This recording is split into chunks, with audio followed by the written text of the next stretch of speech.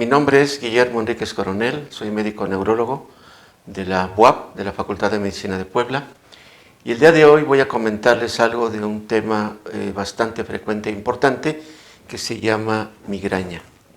Existen, desde luego, diversas publicaciones, unas de las más importantes son de la revista Neurology Continuum, que me voy a hacer referencia a ellos, donde el doctor Silverstein hace una referencia amplia de los conceptos básicos e importantes y actuales de la migraña. Es importante que nosotros sepamos que antiguamente era conocido este término como hemicrania, porque algunos decían que si duele la mitad de la cabeza es migraña. Hoy sabemos que eso no es cierto, que hay diversos sitios, puede ser bilateral e incluso hay migraña sin dolor de cabeza. Antiguamente se consideraba como un desorden solamente vascular. Hoy conocemos que es un desorden neurovascular, o sea, del sistema nervioso central y de los vasos, ¿no? En un individuo genéticamente predispuesto, ¿no? Y se caracteriza esta migraña por dolores en la cabeza, severo, una disfunción del sistema nervioso autónomo y del ojo, ¿no? Entonces, y en ocasiones hay algunos síntomas neurológicos bien característicos, ¿no? Entonces, ¿qué estructuras afectan? El cerebro, el sistema nervioso autónomo y el ojo. Esta enfermedad se presenta en ambos sexos, inicia en edades tempranas y hay un predominio en la mujer. Y conforme pasan los años, bueno, va disminuyendo esta frecuencia. Como les comentaba hace un ratito, se decía que era hemicránea, o sea, una mitad del cráneo, lo cual es falso. El dolor puede ser fijo, puede ser no pulsátil, puede ser bifrontal, puede ser occipital, facial, bitemporal. De intensidad leve es lo más importante. Si ustedes ven un paciente que inicia con un dolor de cabeza, el inicio es intenso grado 10, nunca será migraña. Posiblemente es ruptura de un aneurisma de una arteria en el cerebro. Repito, reitero, el dolor de la migraña empieza de leve y se va haciendo cada vez más intenso. Cuando es un dolor muy súbito, grado 10, nunca será migraña. Posiblemente es una ruptura de un aneurisma. La intensidad puede alcanzar más o menos hasta las 2 horas, ¿no? La distribución del dolor, así como su extensión, pueden ser explicadas por un compromiso de la rama del trigémino y de C2, ¿no? Entonces es común en mujeres, mucho más que en hombre, en raza blanca. No en todos los habitantes del planeta Tierra ocurre con la misma frecuencia. Hay zonas en América, es mucho más frecuente que en Asia, ¿no? Entonces esto no es exactamente igual en todas las poblaciones. Ahora, ¿cuándo inicia la migraña? Bueno, inicia más o menos en edad temprana, 4, 5, 6, 7 años y va disminuyendo más o menos cuando la persona tiene 60 años. Prácticamente toda su vida va a ser migrañoso, ¿no? Esto tiene un gran impacto en el estudiante y en la familia porque son horas en donde el paciente no va a ir a su trabajo o va a dejar de asistir a la escuela.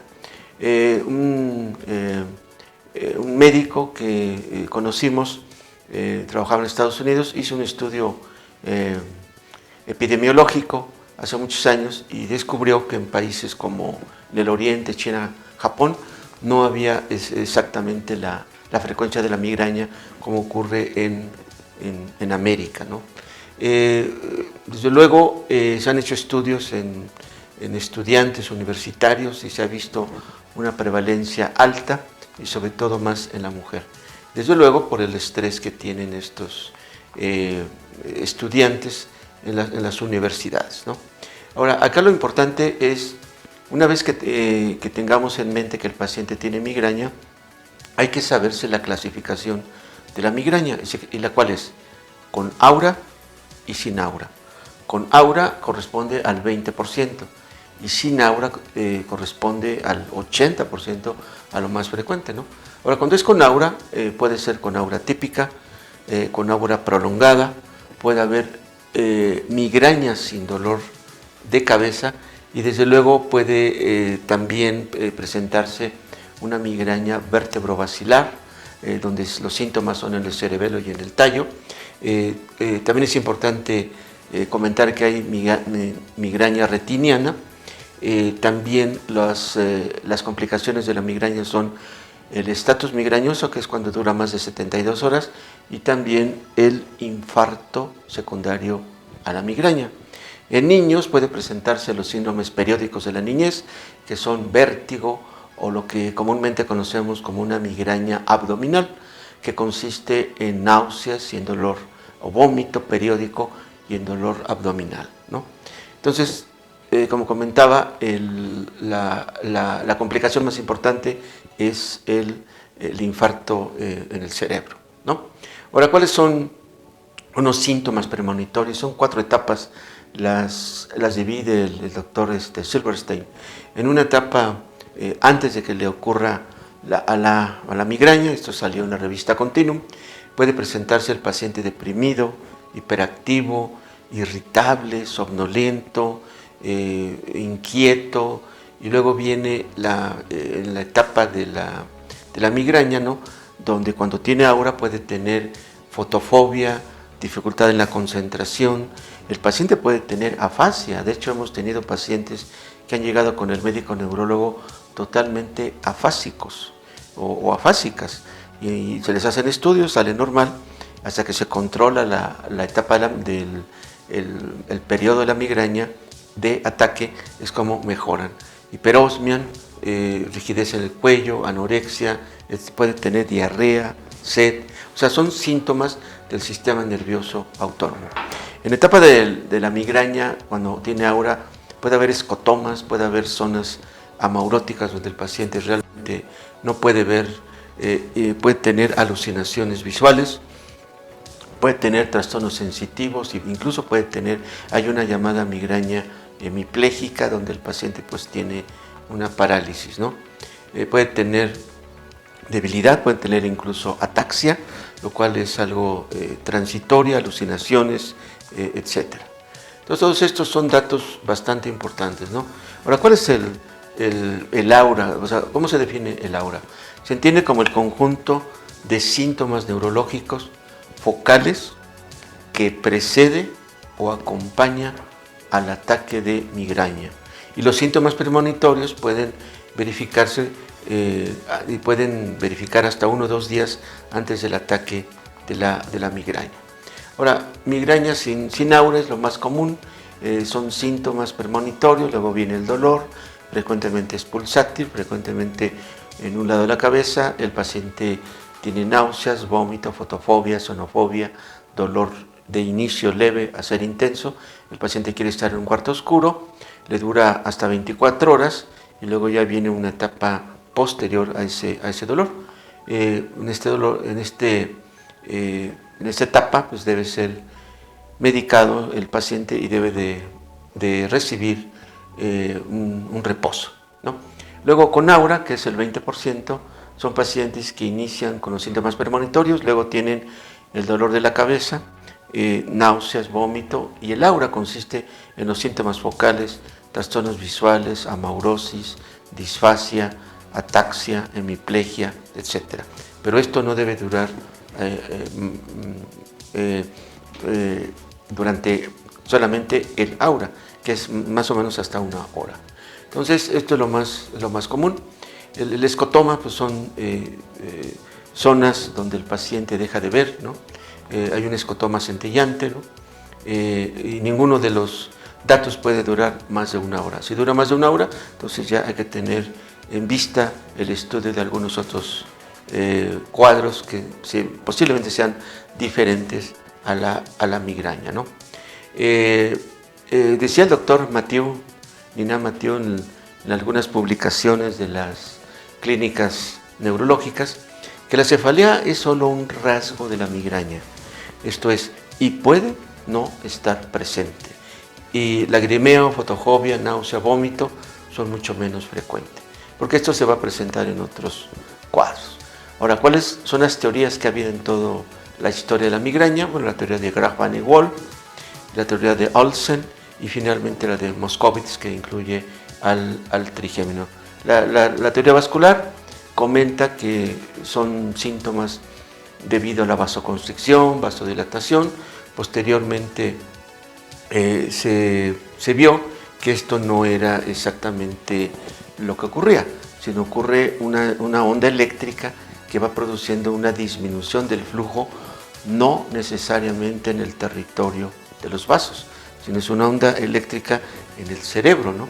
Esto ya se demostró, llamada la depresión de Leao. Entonces, esto explica por qué en la migraña es un problema inflamatorio estéril, donde participan estímulos eléctricos también de tálamo corticales y también es una inflamación donde participa el trigémino. También participan neurotransmisores y neuropéptidos, y ahí es donde viene el tratamiento actual, ¿no? Se ha visto un cambio en la presentación, en la existencia del gen de la liberación de la calcitonina, del péptido del gen de la liberación de la calcitonina, la sustancia P y desde luego la serotonina. Estos tres participan en el metabolismo de la presencia del dolor, y ahí donde va a ser el tratamiento finalmente. Entonces, los pródromos, bueno, son 60%, alteraciones del estado de ánimo, alteraciones hipotalámicas, el aura ya la comentamos, síntomas focales duran menos de una hora, síntomas sensitivos, motores, visuales, afasia.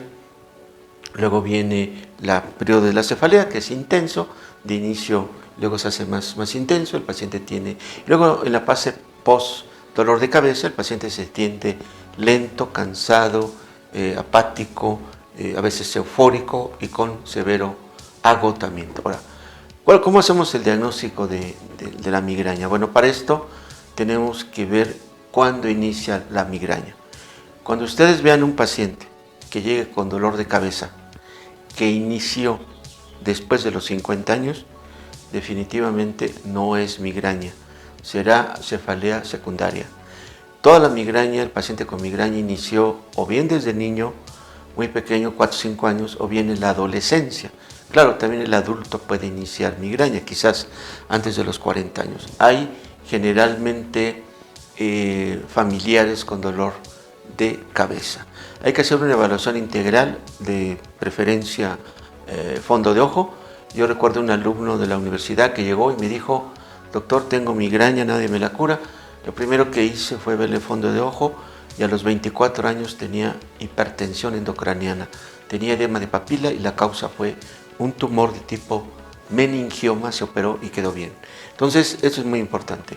Evaluación de los pares craneales, función motora, sensibilidad, coordinación, y ver si es una migraña periódica, es una migraña crónica, pero sobre todo una evaluación concreta. Desde luego, hay que descartar otros padecimientos, como sería, vamos a ver poco a poco, cefalea tensional. Como comentaba en la diapositiva previa, todo inicio de dolor de cabeza después de los 50 años no será migraña. Cuando una persona presenta dolor de cabeza, migraña, pero que empeora y no se reconocen analgésicos, será alguna otra situación, ¿no? También hay cuando una aura se vuelve atípica, o sea, problemas visuales, amaurosis, seguramente no es migraña y será alguna otra situación. Ahora, hay una cefalea vascular que también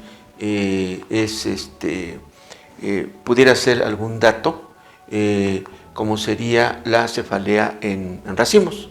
Entonces, esta cefalea en racimos es un dolor de la cabeza donde hay epífora, lagrimeo, dolores periódicos, duran un mes y se repiten cada año, ¿no? Ahora, el médico debe tomar la presión arterial a todo paciente, aunque sea joven, puede tener hipertensión arterial, o sea, puede tener una crisis hipertensiva, ¿no? También hay otra entidad que se llama disección de vasos de la arteria carótida, donde el paciente tiene dolor de cabeza, puede ser unilateral, pero también hay datos del trigémino y donde el enfermo puede tener una focalización de hemiplegia contralateral, ¿no? También importante, sobre todo en las mujeres, descartar un dolor de cabeza persistente que no sea una trombosis del seno longitudinal superior, que se presenta cuando el paciente mujer tiene trombofilia, ¿no?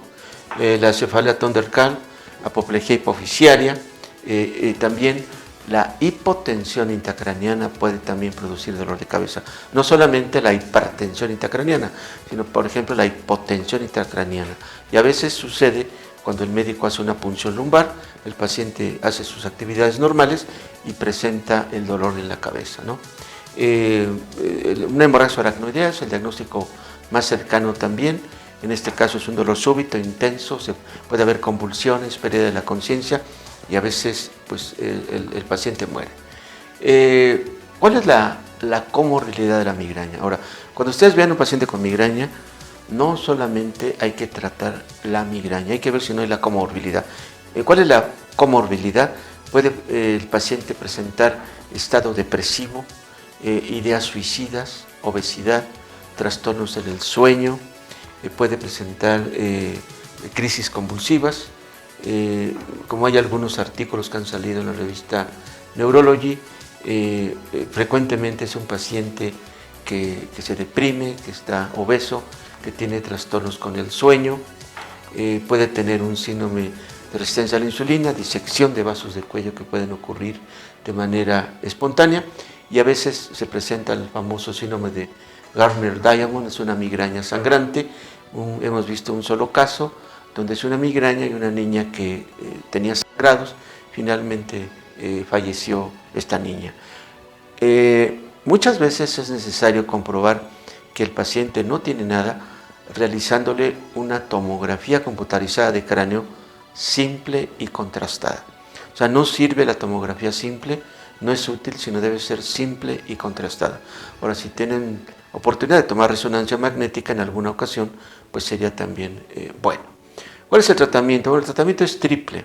Es un tratamiento preventivo que consiste en evitar ciertas situaciones, como cuáles serían alimentos, chocolate, queso, vino, cacahuate, nuez, cítricos, embutidos. El paciente no debe tener demasiado estrés. Hay personas que tienen 2, 3, 4 trabajos. El paciente a veces con el ejercicio extremo presenta estos dolores de cabeza. En mujeres en los días cercanos a la menstruación, a veces personas que hacen ejercicio extremo. Entonces todo esto, y desde luego aquellas personas que utilizan perfumes de baja calidad, golpes, ¿no? En algunos deportes, todo eso puede producir o desencadenar las crisis de la migraña. No significa que todo le afecte a la misma persona. Cuando el dolor de cabeza es 2 o más veces al mes, entonces requiere un tratamiento profiláctico. Actualmente existen medicamentos excelentes que pueden disminuir la frecuencia de la migraña.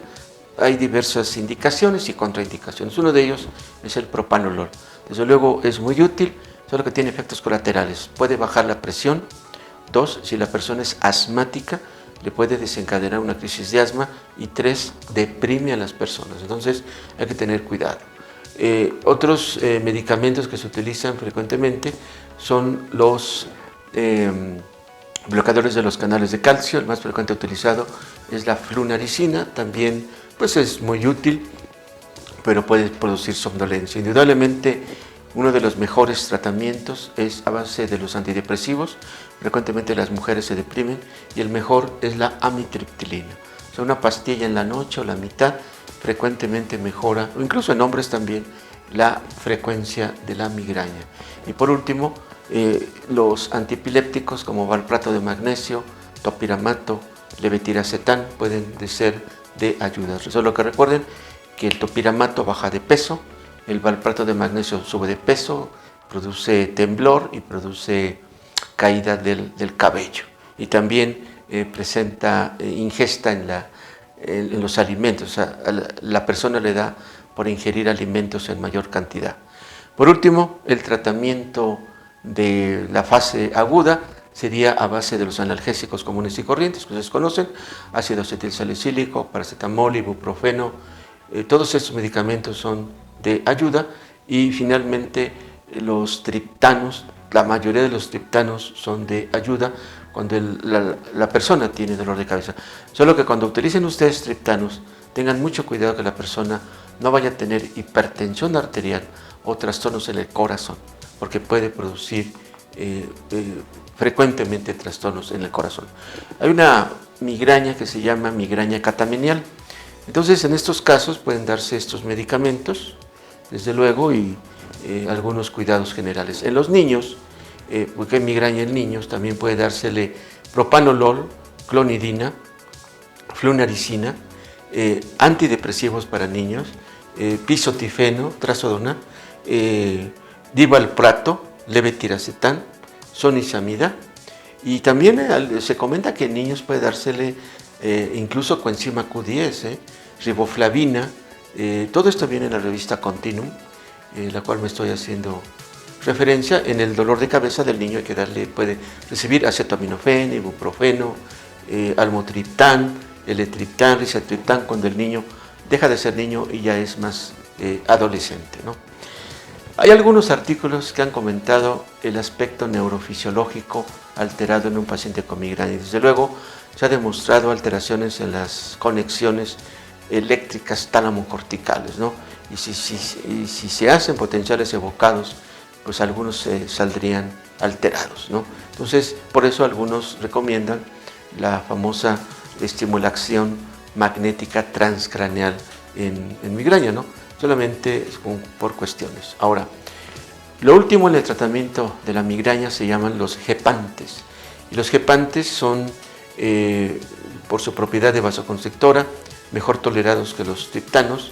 Y estos gepantes, ¿no?, inhiben una vasodilatación. En la actualidad se han utilizado teljaquepan o el cegepan, pero ya recientemente en las revistas internacionales, en la revista New England Journal of Medicine, salió el framanesumab para el tratamiento crónico de la migraña. Y más recientemente salió el erenumab como un tratamiento crónico en migraña. Son 70 miligramos o 140 mensualmente, ¿no? Entonces, de manera continua, para disminuir la frecuencia de la migraña. Ya también salió un anticuerpo monoclonal recientemente aprobado hace unos días, haciendo un comentario el doctor Dodik en Filadelfia en la reunión de la Academia Americana acerca de este nuevo anticuerpo monoclonal, incluso para la cefalea clúster o en racimos, ¿no? Entonces, en las conclusiones podemos decir que la frecuencia de la migraña es la número 1 en los niños. Un niño con dolor de cabeza frecuentemente, si la exploración es normal, será migraña. En el adulto ocurre como un segundo lugar después de la cefalea tensional. Recuerden ustedes que puede haber dolor de cabeza, es decir, migraña sin dolor de cabeza. Entonces, no porque no tenga dolor de cabeza, no va a ser migraña, es el aura sin cefalea. Es más frecuente en los niños. Nunca será migraña una cefalea que empiece después de los 50 años. Recuerden ustedes que durante el aura puede tener síntomas neurológicos, duran poco tiempo, puede haber síntomas de sensitivos, motores, cerebelosos, visuales, afasia, ¿no? Pero esto no es de mucho tiempo en su presencia. Recuerden ustedes que la migraña se controla, no se cura. Actualmente contamos con buenos medicamentos profilácticos y actualmente pues, los anticuerpos monoclonales van a salir ya aquí en México, en otros países ya se utilizan como algo pues novedoso cuando el paciente tenga migraña crónica. El enfermo con migraña debe ser continuamente visto, valorado y no debe de automedicarse. El médico debe de tener presente que el paciente con migraña, si tuviera algún cambio en su presencia, pues será alguna otra cosa además de la migraña. Muchas gracias.